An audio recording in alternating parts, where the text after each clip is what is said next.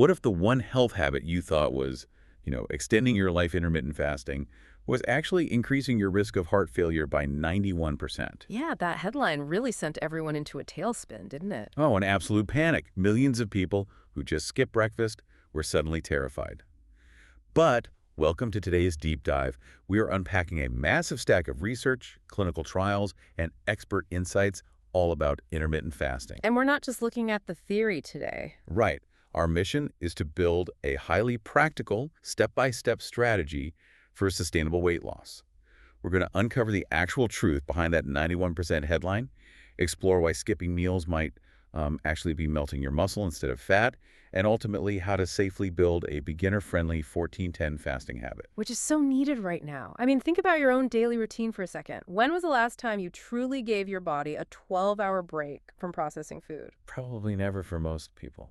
Exactly. Because what we are analyzing today goes way beyond just skipping a meal to drop a few pounds. We're looking at the profound biological repair that happens when your digestive system finally just, powers down. I really love the analogy one of the sources used to explain this. Think of your body as a massive industrial factory. Oh, the factory analogy is brilliant. It really is. So for most of us, this factory has been running 24/7 for decades. You eat breakfast, the conveyor belts start up. You have a mid-morning snack, the machines keep grinding. Lunch, afternoon coffee, dinner, maybe a late-night sweet. Right, the belts literally never stop moving. The workers never go home. And over time, the gears get squeaky, the waste piles up in the corners, and things just start breaking down. Yeah. Fasting at its core is simply turning off the machine so the night crew can finally come in and clean up the factory floor. But that factory cleanup only happens if we actually flip the switch. Yeah. And before we get into how to properly shut down those machines, I feel like we have to address that massive elephant in the room. Yeah, the 2024 American Heart Association conference report, the one claiming an 8-hour eating window, increases your risk of cardiovascular death by 91%. Which sounds completely counterintuitive to everything we've ever heard about cellular repair, right? Totally. But digging into the actual data behind the headline, the whole premise seems incredibly flawed. I mean, this wasn't a controlled clinical trial where researchers actively supervised a fasting group, was it?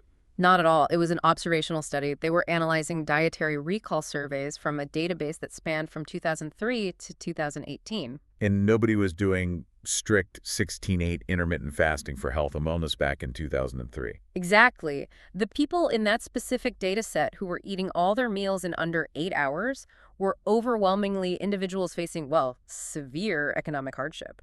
They were working irregular overnight shifts or just skipping meals out of pure necessity. Wow, so the context is entirely missing from the headline. Completely missing. It ignores diet quality entirely. Look, if you are starving all day on a high-stress labor shift and your only meal is a 1,500-calorie, highly processed fast food combo late at night, your cardiovascular risk is going to skyrocket. Right. That elevated risk wasn't caused by the fasting window. It was a direct reflection of profound socioeconomic stress and a deeply inflammatory diet. Okay, but let me push back on that a bit because it raises an interesting biological question. If someone today decides to cram 2,000 calories of just pure junk food into a strict 8-hour window, aren't they technically still getting that factory cleanup benefit because they fasted for the other 16 hours? You'd think so, but no. To understand why that fails, we have to map out the biological timeline of what actually happens when you stop eating. So your body stores energy in two main ways. First, you have the refrigerator. Which is the blood sugar and glycogen stored in your liver, right? Yes.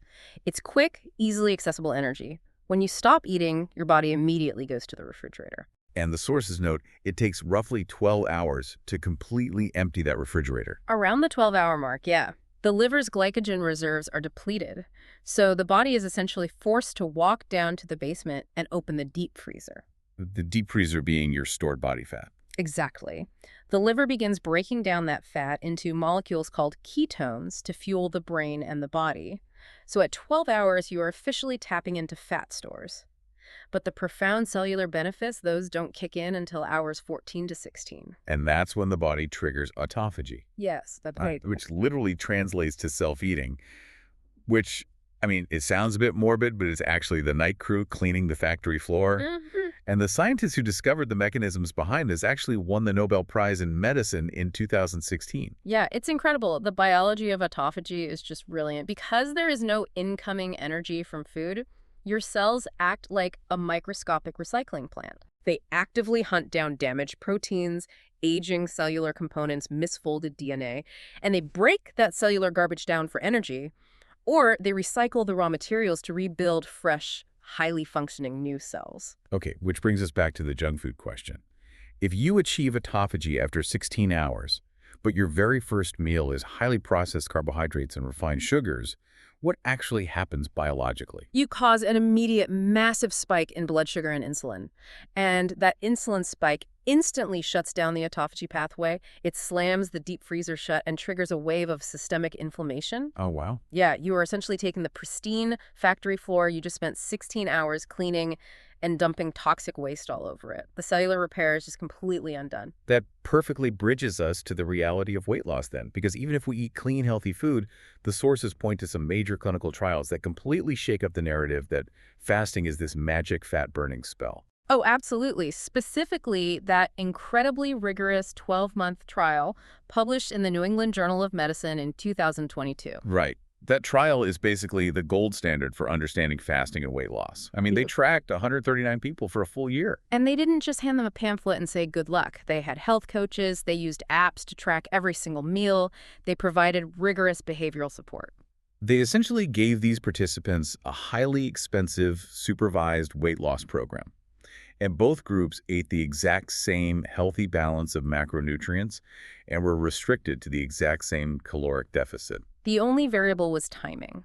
One group ate their daily calories normally throughout the day, and the other group was restricted strictly to an 8-hour fasting window. And what happened? After an entire year of this strict monitoring, both groups lost virtually the identical amount of weight. There was absolutely no statistically significant difference in fat loss between the intermittent fasting group and the normal eating group. Which completely flips the traditional fasting marketing on its head. I mean, it tells us that fasting isn't manipulating the laws of thermodynamics. Right. It is just a highly effective, practical behavioral tool. By entirely eliminating one meal, usually breakfast or late-night snacking, you naturally remove hundreds of calories from your day. It simplifies the math of achieving a calorie deficit without having to weigh your food or track points. Exactly. It creates an artificial boundary that prevents overconsumption. But achieving that calorie deficit introduces a massive hidden danger that almost everyone attempting intermittent fasting falls into. The muscle loss trap. Yes. A separate study published in JAMA Internal Medicine found that the fasting group actually lost significantly more muscle mass than the group eating normally. Wait, really?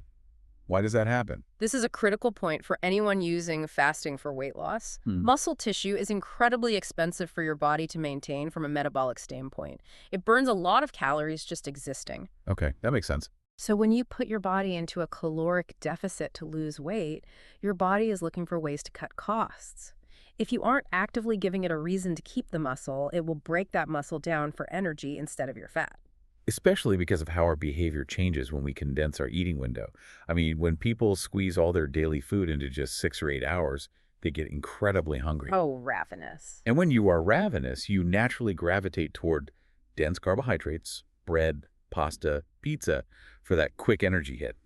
As a result, your overall protein intake just plummets. Exactly. It's like being on a tight financial budget and blowing all your money on candy instead of paying your rent.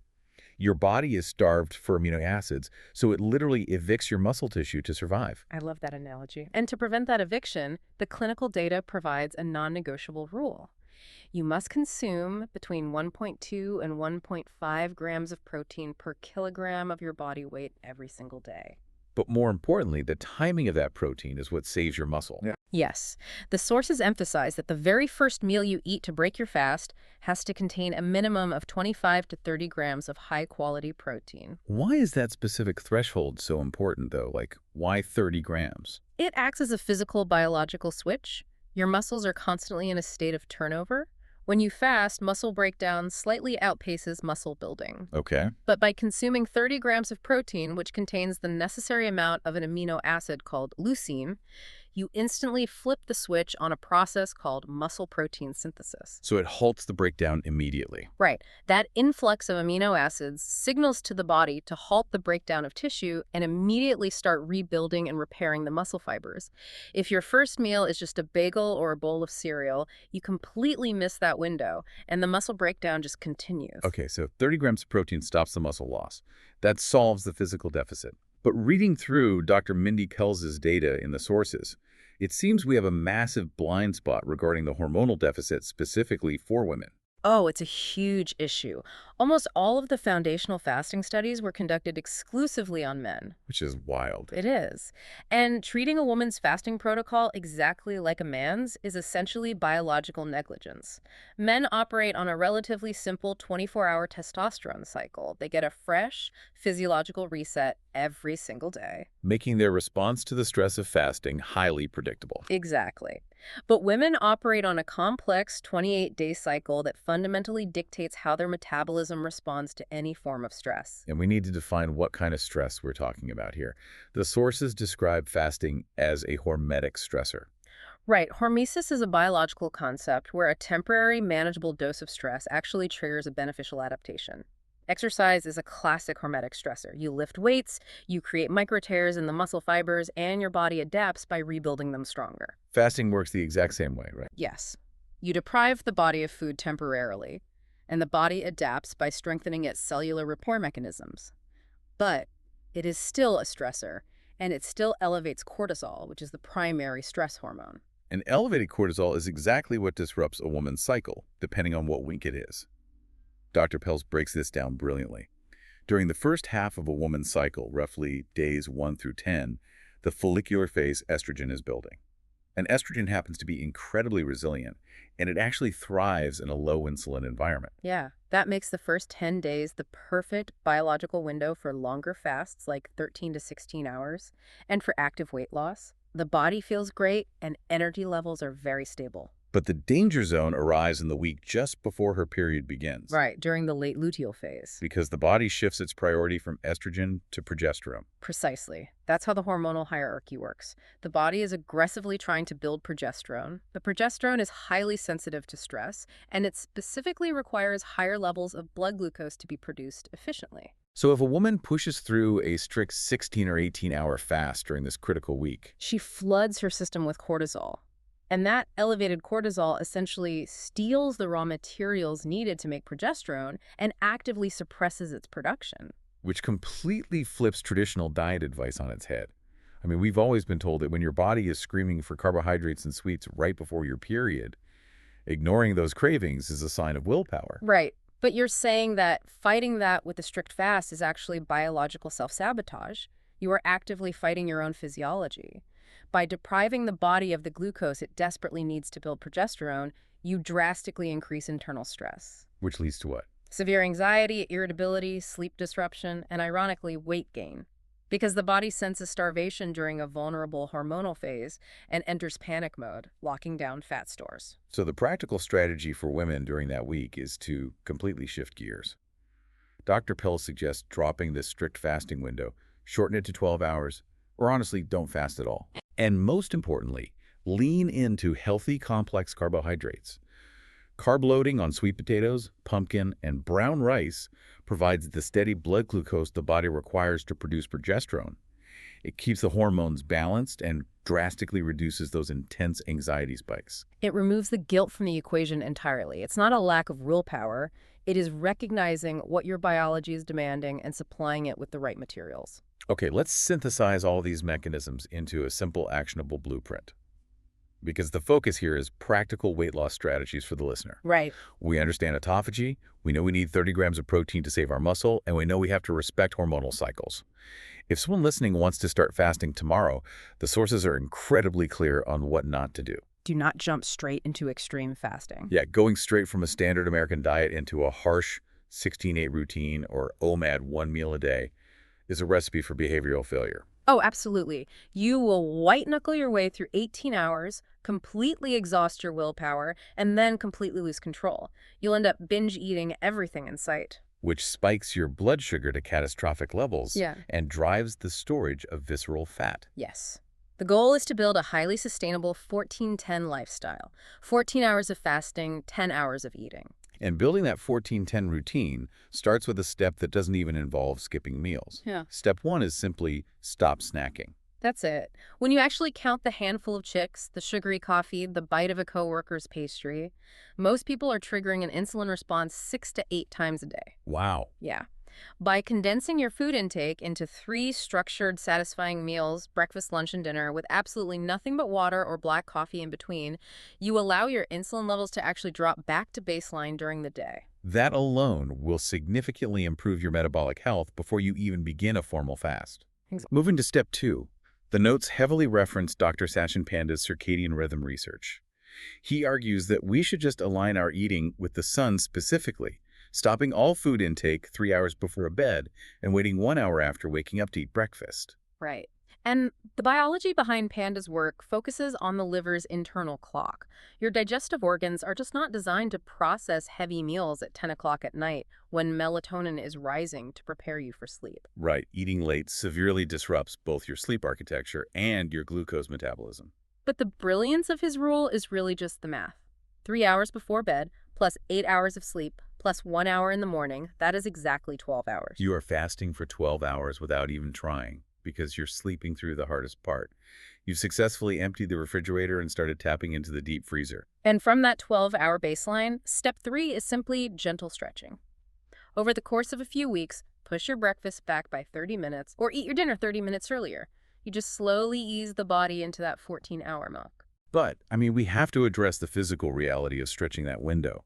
When someone hits hour 13 for the first time, their stomach is aggressively rumbling. They feel dizzy, irritable, weak. Their brain is telling them they are genuinely starving and need food immediately to avoid crashing. Exactly. It feels exactly like starvation, but it's actually a condition called metabolic inflexibility. Think of your body like a hybrid car that has relied solely on its gas tank for a decade. The mechanical switch required to change over to the electric battery has completely rusted over from lack of use. Because you've relied on a constant stream of external food for years, your cellular machinery has just forgotten how to efficiently switch over to burning your stored body fat. Exactly. So the rumbling stomach isn't a sign of imminent death. It's just the body struggling to clean the rust off that battery switch. That is such a good way to look at it. The intense hunger pangs are actually driven by waves of a hormone called ghrelin. And the secret about ghrelin is that it operates on a pulse. If you wait 20 to 30 minutes, the wave will pass. And the hunger will subside as your body finally chips the rust off and accesses the fat stores. But what if that ghrelin wave is completely unbearable early on? Yeah. The sources offer practical cheats, right? So you don't have to suffer or risk a massive binge. Yeah, if you feel you are going to break, you can consume a very small amount of pure fat or protein, like a small handful of raw almonds, a spoonful of plain unsweetened yogurt, or a slice of natural cheese. Because these contain 0 carbohydrates or sugars. Exactly. So they won't drastically spike your insulin. They give your digestive system just enough work to silence the hunger hormone without entirely shutting down the factory cleanup. And hydration is critical here too, right? Copious amounts of water and electrolytes. Fasting lowers insulin, and low insulin signals the kidneys to flush out excess sodium and water. Often, what you perceive as debilitating hunger or a fasting headache is actually just severe dehydration and a lack of salt. So black coffee, plain tea, water with a pinch of sea salt, and maybe a few almonds if you're truly struggling. That bridges the gap and trains your metabolic flexibility slowly. Exactly. So to pull all of this together for practical weight loss intermittent fasting is an incredibly powerful evolutionary tool to give your cellular factory a much-needed break. It triggers the self-cleaning process of autophagy and makes hitting a calorie deficit behavioral rather than mathematical. Right, but to make it sustainable, you have to protect your muscle with 30 grams of protein in your first meal. Right. And if you are a woman, you have to respect your hormonal cycle and prioritize complex carbs in the week before your period. And above all, you start gently building a 14-10 window instead of shocking your system with extreme deprivation. Yeah, and if we look beyond the 14-10 window, the clinical research on prolonged fasting introduces a fascinating evolutionary question. Oh, really? Yeah. Today, we focus purely on the practical daily benefits of 14 to 16 hours. But when clinical trials push supervised fasts past 48 or even 72 hours, the biological response becomes incredibly extreme. Pushing past 3 days without food sounds like a massive stress on the system. It is a profound stressor, but in response, human growth hormone spikes by up to 500% to aggressively shield your muscle tissue from breakdown. The body begins destroying old, inefficient white blood cells. Wait, wow. And when food is finally reintroduced, the body generates entirely new stem cells, essentially rebooting the entire immune system from scratch. A complete systemic recycle. It is a biological reset, but it flirts dangerously with severe electrolyte failure, cardiac stress, and muscle atrophy if not medically supervised. Yet it forces us to look at our modern environment. I mean, we live in a world of endless 24/7 food availability, where we are constantly fed, constantly digesting, and constantly comfortable. Right. It begs the question is, our ultimate optimal cellular health actually locked behind the ancient evolutionary stress of prolonged starvation? That is a phenomenal thought to leave on. Thank you for joining us for this deep dive. As you move forward, listen to your own physiology, experiment gently with your eating windows, and remember to occasionally give your factory a chance to clean the floors. See you next time.